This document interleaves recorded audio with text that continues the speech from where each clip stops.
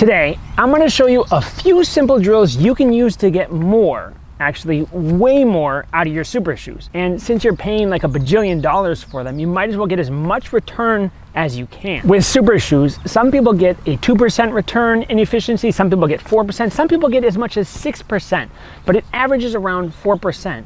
But the question is, why does it vary so wildly from one person to the next? And why do the elites get so much more benefit in return than the hobby joggers do? Well, the best way to explain it is with a bouncy ball. After you drop this ball, it comes right back up. But it's not creating energy. There's no motor or chemical reaction. It's just returning energy from the bounce. Here's the thing. Your muscles and tendons work much the same way. And this is due to something called the stretch shortening cycle. You're actually recapturing energy from the previous stride and using it to propel yourself forward. If you want to better understand this stretch shortening cycle, there are a million resources online to explain it to you.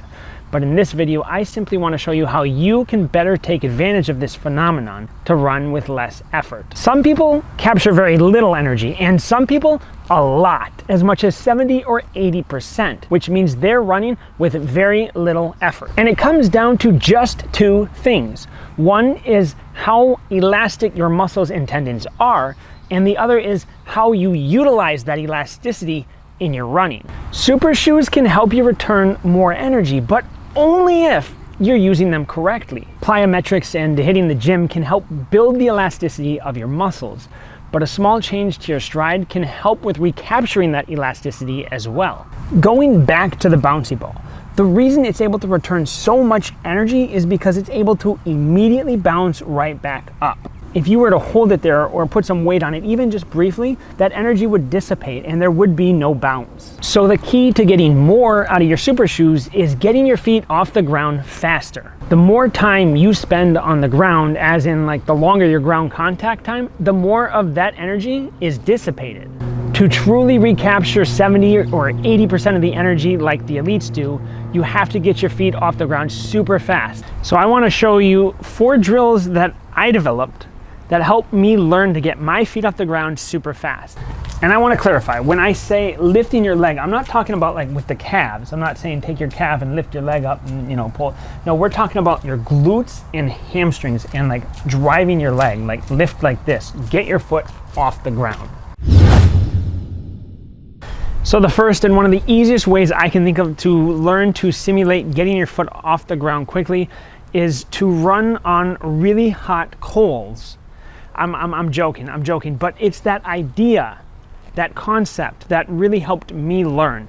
So finding in the summertime a hot piece of tarmac in the middle of the day, where it's like you're walking on it and you're like, ooh, I gotta get my feet off the ground quickly. That's the idea that we're going for. So if you're walking on a hot piece of tarmac, you're gonna be like, ooh, because you don't wanna burn your feet. You're trying to get your feet off the ground super quickly. And that's the exact motion that you wanna learn for running to get your feet off the ground quickly. So when I was a little kid, I used to have this wagon and I would pull my sister around in a wagon. And sometimes I would try to like go really fast with it. And so I would pull essentially while running. And if I wasn't careful, the bottom front part of the wagon would clip my heels, which was really painful. So I had to learn to essentially run with a little bit shorter of a stride to avoid that from happening. And years later, when I was trying to learn to run with a shorter stride, I remembered that phenomenon and that feeling and thought that's a great proprioceptive cue to use to learn to run with a shorter stride. All right, so I was able to shorten the handle, and I'll show you what I mean now.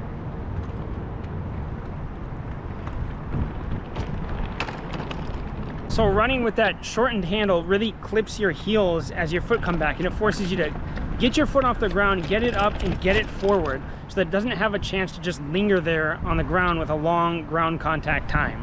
And even if you don't have a wagon or access to a wagon, just the proprioceptive cue of imagining that is really what helped me when I was in university learn to quickly get my foot off the ground and get it up and forward so that I imagined it wouldn't clip an imaginary wagon that was behind me. Another option, if you have access to a treadmill, is to put some tape or something about halfway back on the treadmill belt and then force yourself to stay behind that line. You'll be forced to pick your feet up super quickly, otherwise you'll fall off the back of the treadmill.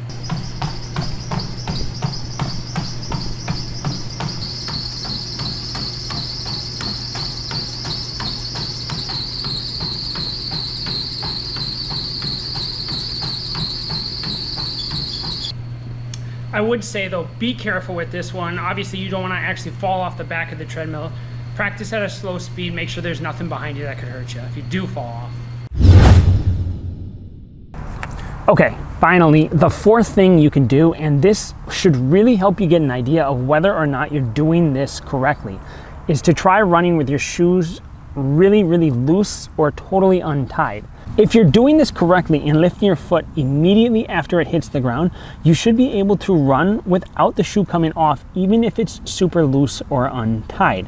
If, however, your foot's going a little bit too far back and staying on the ground just a little bit too long, it will tend to kind of slip off, and as a result, you'll end up with no shoes on your feet. And there you have it. If you can reduce your ground contact time, you'll get more return on your investment with Super Shoes, and as a result, you'll be able to run faster with less effort.